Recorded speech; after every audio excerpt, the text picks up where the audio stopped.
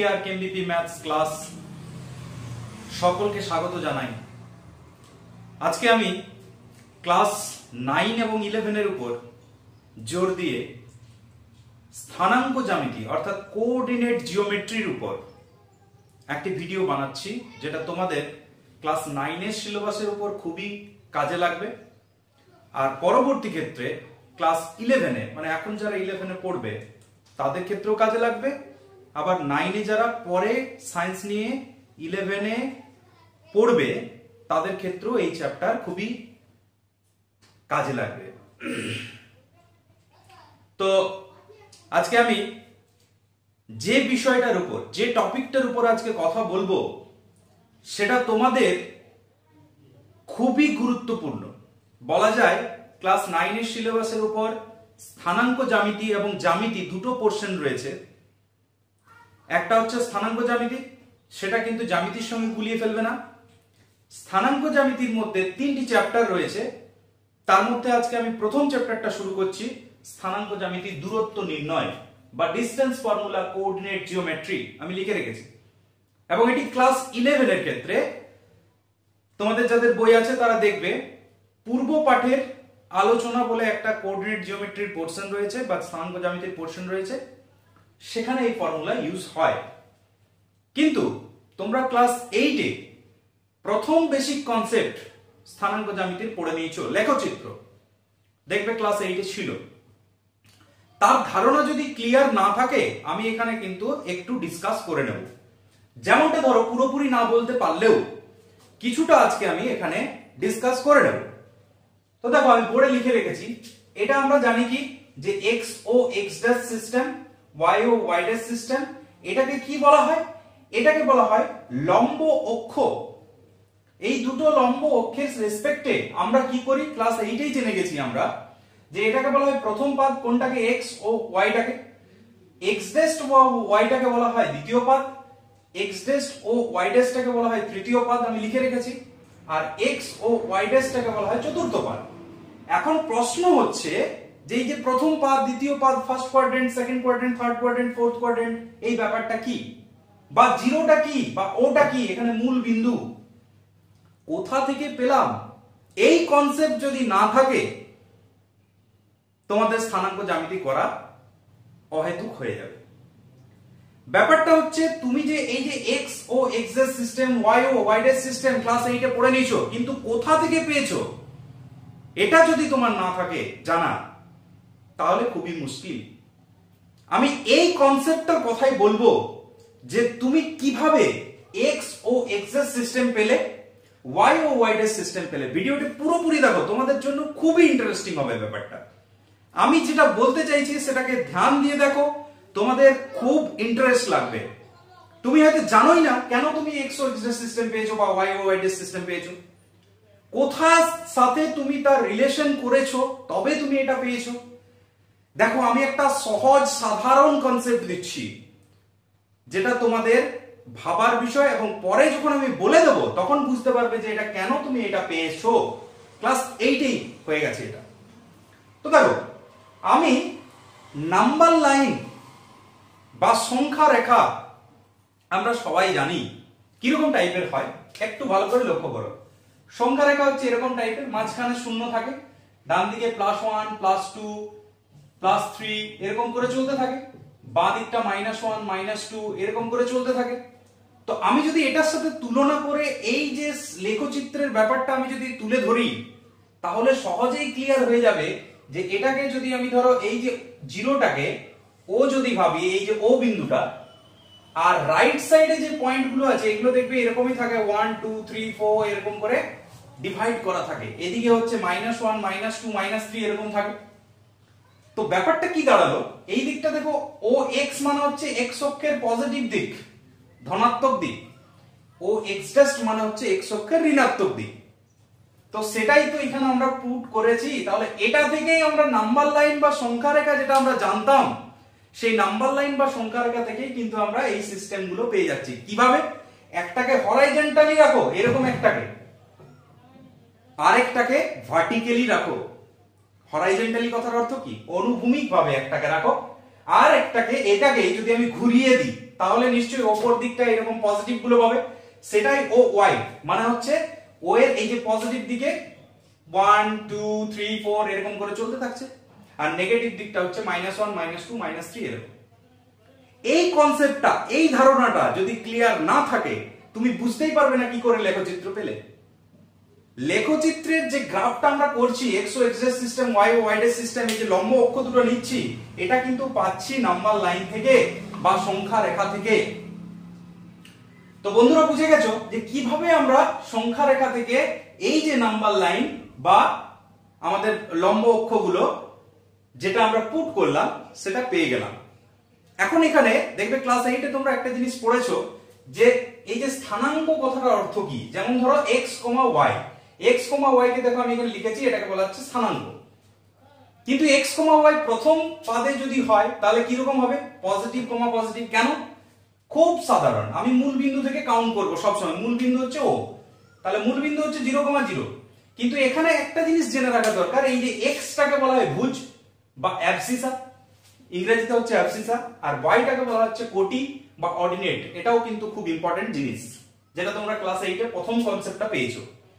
এবার আমরা এই যে পজিটিভ দিক, মানে এইখানে ফার্স্ট কোয়াড্রেন্টে যাওয়া মানে কি প্রথমে x অক্ষ বরাবর যাব, তো x অক্ষ বরাবর পজিটিভ দিকে গেলে এখানে প্লাস, আর y অক্ষ বরাবর পরে মানে উপর দিকে মানে হচ্ছে প্লাস, y অক্ষের পজিটিভ দিক।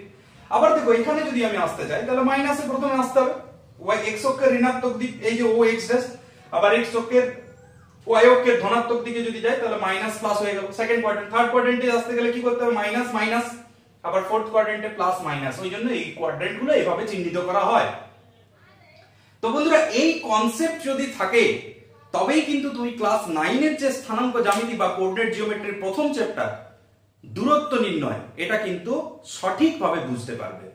তাহলে এইটা হচ্ছে বেসিক কনসেপ্ট গেল, এবং আমরা এই বেসিক কনসেপ্টের উপর জোর দিয়ে ক্লাস 9 এর যেটা স্থানাঙ্ক জ্যামিতি রয়েছে সেই স্থানাঙ্ক জ্যামিতির দূরত্ব নির্ণয়ের পোরশনটা আজকে আমরা কমপ্লিট করব। তো দেখো আমি এই সব কনসেপ্ট গুলো পেয়ে গেলাম।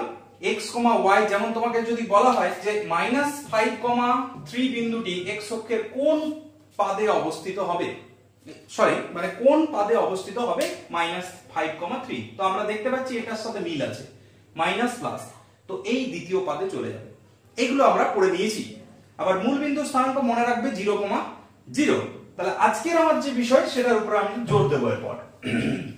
তো বন্ধুরা এই যে মেথডটা যেটা তোমরা শিখলে কিভাবে বা কেন আমরা স্থানাঙ্ক জ্যামিতিতে x ও x' সিস্টেম কোথা থেকে পেলাম তার আইডিয়া তোমাদের ক্লিয়ার হয়ে গেল আশা করি। এবার এই কনসেপ্টটার উপর জোর দাও যে আমরা কি করব না দূরত্ব নির্ণয়, মানে এই যে ডিসটেন্স ফর্মুলা কার বের করাচ্ছি। ধরো আমি একটা পয়েন্ট a বললাম x1, y1 ও আরেকটা বিন্দু b বললাম x2, y2। তাহলে আমরা বুঝে গেছি যে x1, y1 হচ্ছে ভুজ আর কোটি। x1 কে চিহ্নিত করা হচ্ছে একটা পয়েন্টের ভুজ দিয়ে, আর y1 কে চিহ্নিত করা হচ্ছে এই পয়েন্টটার কোটি দিয়ে। আবার b এর দুটো কোঅর্ডিনেট আছে, একটা হচ্ছে x1 x2 আর একটা হচ্ছে y2। x2 টা হচ্ছে কি ভুজ, y2 টা হচ্ছে কোটি, মানে অ্যাবসিসা আর অর্ডিনেট। এরকম ভাবে আমি দুটো বিন্দুর দূরত্ব বের করব বা ডিসটেন্স বের করব। তো কিভাবে আমরা পাবো দেখো, আমি একটা ছবি ড্র করছি ওই সেম x ও x' সিস্টেমের উপর, আরেকটা হচ্ছে y ও y' সিস্টেমের উপর আমি একটা ড্র করলাম। তাহলে দেখো আমি যদি পয়েন্ট একটা নিয়ে, ধরো আমি a একটা বিন্দু বলছি এখানে নিলাম, আর b আরেকটা বিন্দু নিচ্ছি ধরো এইরকম জায়গায়। তাহলে a এর কোঅর্ডিনেট হচ্ছে ধরো x1, y1 এটা, আর b এর হচ্ছে x2, y2। আমি এরকম দুটো বিন্দু নিলাম, তো দুটো বিন্দুর মধ্যে দূরত্ব বের করাবো। তো ব্যাপারটা কি দেখো, আমি যদি এখান থেকে একটা লম্ব টানি x অক্ষের উপর, তাহলে এটাকে আমি ধরো p দিলাম, এখান থেকে আরেকটা লম্ব টানলাম x অক্ষের উপর, এটাকে আমি q নাম দিলাম। এখন ব্যাপারটা হচ্ছে a থেকে আমি যদি আরেকটা লম্ব ড্র করি এর উপর, এখানে ধরো এটাকে নাম দিলাম আমি m, কার উপর ড্র করলাম? bq এর উপর ড্র করলাম। তো এখন একটা জিনিস লক্ষ্য করো, সব সময় দেখবে মূল বিন্দু থেকে কাউন্টিং করা হয়। যেমন ধরো আমি এইটুকুটার দূরত্ব যদি আমি বলি তাহলে কত হবে? x1 হবে। কেন x1? কারণ এই পয়েন্টটা হচ্ছে এই যে a পয়েন্টটা, সেটা হচ্ছে x1, y1, তবে তো হয়েছে। তাহলে এইটা হচ্ছে x1, আবার এই পুরোটা মানে এখান থেকে শুরু করে এখান পর্যন্ত এটা দেখো x2 আমরা পেয়েছি কিনা, কারণ এই পয়েন্টটার কোঅর্ডিনেট হচ্ছে x2, y2, মানে x2 হচ্ছে এটা মূল বিন্দু থেকে কাউন্টিং হবে x2, y2। খুব সিম্পল ভাবে বুঝে গেছো। তো আমি যদি শুধু এইটুকুটা বের করি, PQটা যদি আমি বের করি, তাহলে কি দেখতে পাবো, PQ বা AM একই জিনিস হবে। দেখো AM বা PQ দুটোই একই জিনিস, which is equal to কি পেয়ে যাচ্ছি, প্রথমটা হচ্ছে x2, এটা হচ্ছে x1, মানে x2 x1 খুব সাধারণ ভাবে পেয়ে গেলাম। আবার আমরা যদি BM এর কথা বলি, মানে BM যদি বের করব বলি, তাহলে কি আসছে, দেখো এই পুরোটা হচ্ছে y2। একটু ভালো করে লক্ষ্য করো, তাহলেই দেখতে পাবে এটা y2। কেন? কারণ b এর স্থানাঙ্ক হচ্ছে x1, y1, এই x2, y2, তাহলে এইটা y2। আবার দেখো যদি আমি এইটুকুটার কথা ভাবি, তাহলে এটা হচ্ছে y1। কেন? কারণ এটা y1, দেখো x1, y1, তাহলে এইটুকুটা নিশ্চয়ই y1 হবে। তাহলে আমরা যদি bm বের করব বলি, তাহলে পুরোটা মাইনাস এইটুকুটা, তাহলে পুরোটা হচ্ছে y2 মাইনাস এইটুকুটা হচ্ছে y1।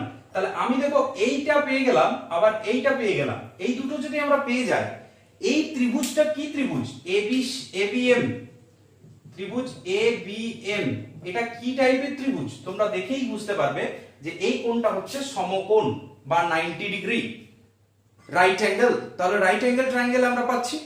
তাহলে সেক্ষেত্রে আমরা যে কনসেপ্ট জানি, রাইট অ্যাঙ্গেল ট্রায়াঙ্গেল হলে পিথাগোরাসের সূত্র বলে একটা ফর্মুলা আছে, তার লম্ব স্কয়ার যুক্ত ভূমি স্কয়ার সমান হচ্ছে অতিভুজ স্কয়ার।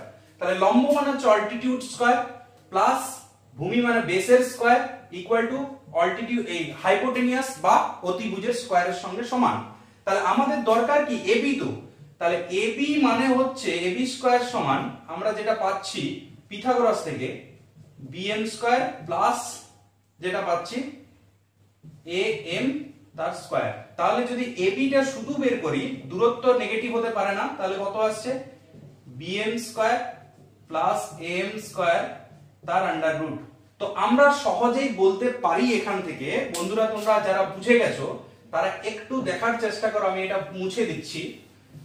AB এর যে দূরত্ব সেটাই আমাদের দরকার ছিল, এবং AB ইকুয়াল টু আমরা যদি সহজেই দেখি তাহলে কি আসবে, BM মানে হচ্ছে y2 মাইনাস y1, ভালো করে দেখো y2 মাইনাস y1 তার হোল স্কয়ার প্লাস AM মানে হচ্ছে x2 মাইনাস x1 তার হোল স্কয়ার। তো আমরা এটাকে আরেকটা ফর্ম লিখতে পারি, যেহেতু দেখো আমরা জানি কি a মাইনাস b তার হোল স্কয়ার ইকুয়াল টু কি হয়, a square minus 2ab plus b square. তাহলে এটাকে আমি যদি b স্কয়ারটাকে আগে লিখি অসুবিধা নেই, মাইনাস 2ba, ab টাকে b এ লিখছি প্লাস a স্কয়ার। তাহলে এটাকে আমি b মাইনাস a তার হোল স্কয়ারে রিপ্রেজেন্ট করতে পারবো, মানে a মাইনাস b এর স্কয়ার মানে হচ্ছে b মাইনাস a এর স্কয়ার। তাহলে আমরা যদি এটাকে একটু আলাদাভাবে লিখি তাও কিন্তু কোনো ভুল নেই। যদি কেউ চাও তো এটাও লিখতে পারো যে y1 মাইনাস y2 তার whole square plus x1 minus x2 তার হোল স্কয়ার। কারণ বর্গ যদি থাকে তাহলে a মাইনাস b করো বা b মাইনাস a করো, সেটা ডাজ নট ম্যাটার। তো বন্ধুরা যদি তোমাদেরকে বলা হয় যে দুটি বিন্দুর মধ্যে দূরত্বের ফর্মুলা কি হবে, তো তোমরা প্রথমেই বলবে যে যদি x1, y1 একটা বিন্দু হয় আর x2, y2 যদি আরেকটা বিন্দু হয়, তাদের মধ্যবর্তী যে দূরত্ব সেটা হচ্ছে root over of either x2 মাইনাস x1 তার whole square plus y2 minus y1 তার হোল স্কয়ার। আদারওয়াইজ তোমরা বলতে পারবে যে root over of x1 minus x2 তার whole square plus y1 minus y2 তার হোল স্কয়ার। তো স্থানাঙ্ক জ্যামিতির যে পুরো বেসিক কনসেপ্ট সেটা দিয়ে আমি শুরু করলাম, এবং ক্লাস 9 তথা ক্লাস 11 এ যা কাজে লাগবে স্থানাঙ্ক জ্যামিতির প্রথম যে কনসেপ্ট, যে দূরত্ব নির্ণয় বা ডিসটেন্স ফর্মুলা, এটাকে বলা হয় ডিসটেন্স ফর্মুলা। তো বন্ধুরা যদি ভিডিও ভালো লেগে থাকে অবশ্যই লাইক করো, শেয়ার করো আর কমেন্ট করো। যদি কোনো অসুবিধা থাকে কমেন্টে অবশ্যই জানাও, এবং সাবস্ক্রাইব করার সাথে সাথে বেল আইকনটা প্রেস করে দাও।